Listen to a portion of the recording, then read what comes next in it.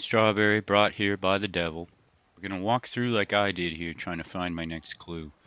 First thing I noticed, these homes. This is one of the things that change on the map. When Arthur's alive, these aren't built. Something to point out. Things are changing.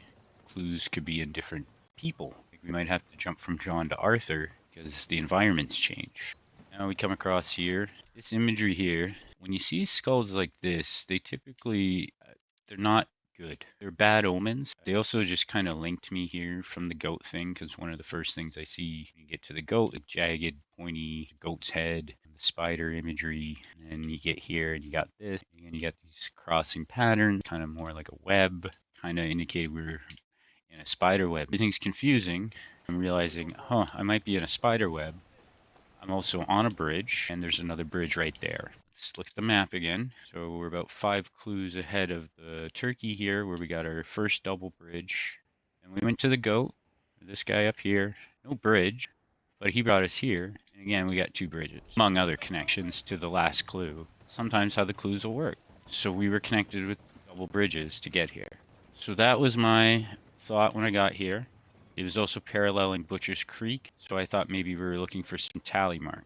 I got over here. This reminded me of the shack where the pentagram appeared in the morning at 4 a.m. If this were Butcher's Creek, this would be approximately where it would be geographically. You can see underneath of it. It's like dark, older wood, kind of rotten out. Again, the imagery.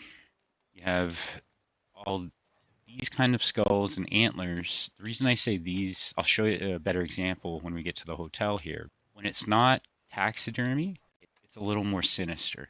That seems weird because you have a dead animal's head on your wall, and how is that not sinister? It just is. I can't artistically it is, right? These are more evil. And then if you had a deer's head on the wall and it was mounted and stuffed properly, it's not as evil. Not evil in the same way. Not that I think hunting's evil. So anyway, you walk up here. You got your wagon wheels on either side, seemingly for no reason, but they actually do represent spider webs in a weird way.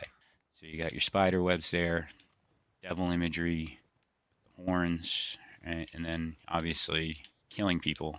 This is not Butcher's Creek, and this is not Shack with the pentagram, but there's a parallel here. You can even see underneath of it, if I didn't mention that yet.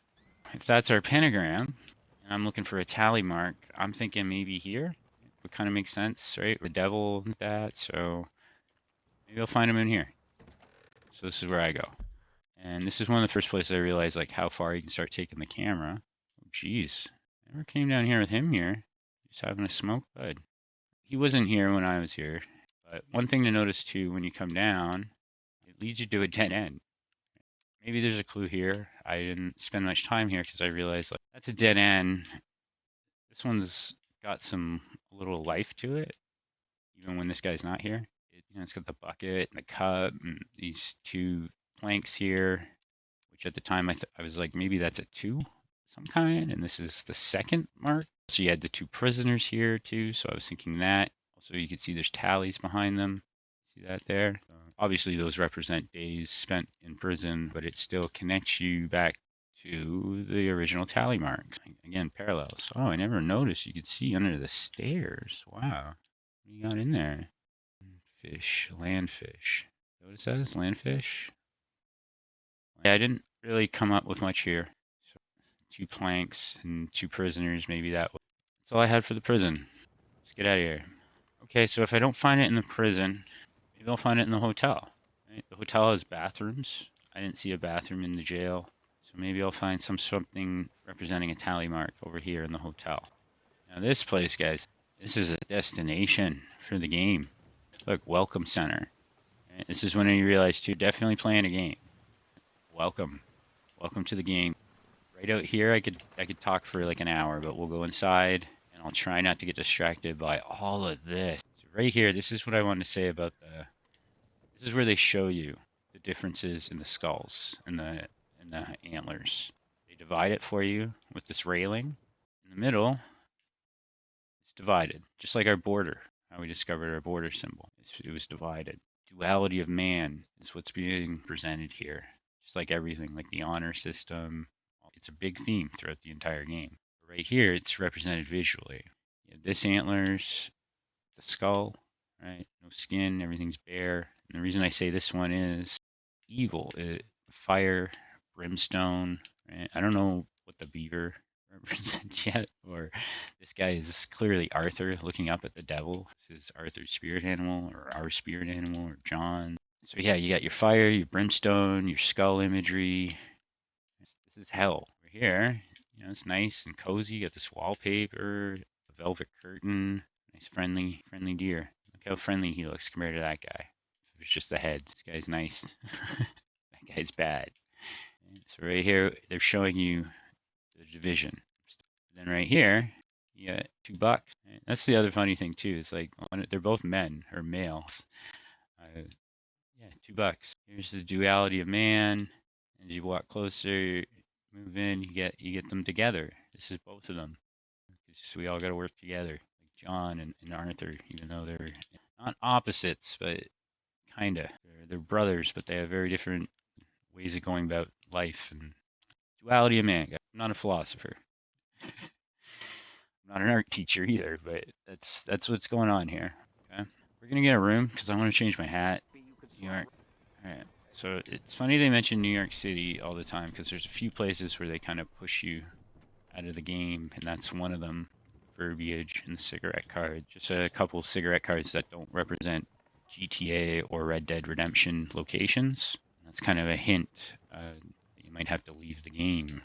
Here's what I noticed when I came up here looking for my tally mark. I said, oh, screw the bathroom. We got a tally mark right here, right? We got a 1. Also an eye. Connect us to the eye of God that we were in when we found the bridge, the border.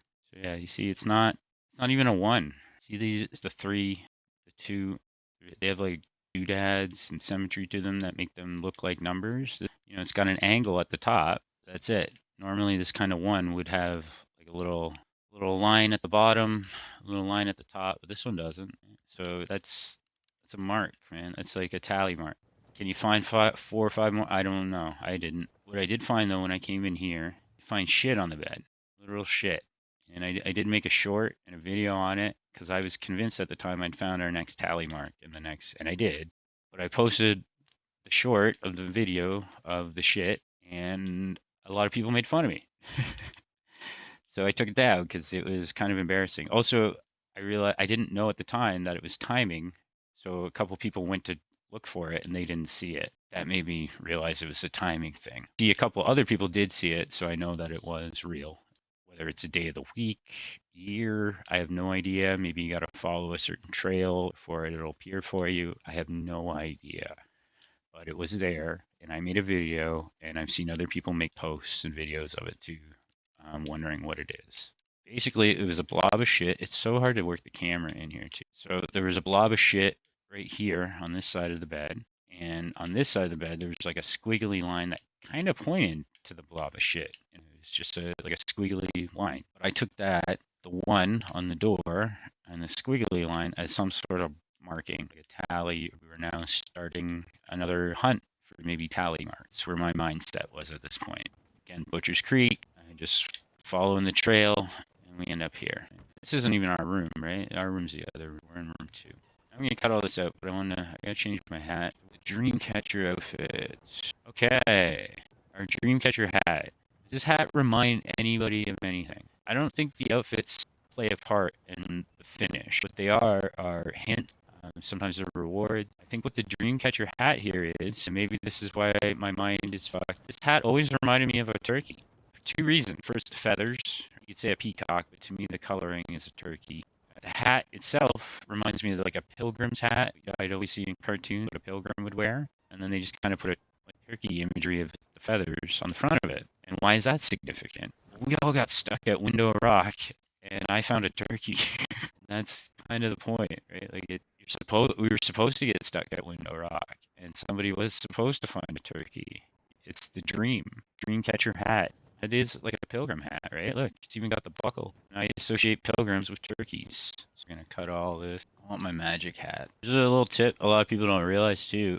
If you wear the moccasins, it's easier to climb up stuff. I noticed that years ago, but it just dawned on me like 2 days ago.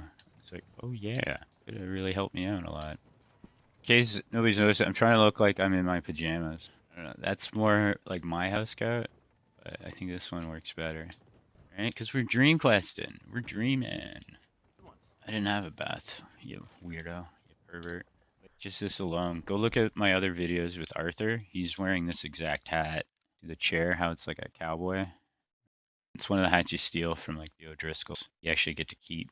And it's kind of a hint for the trail I'm on now, or a clue, why I recognize it there.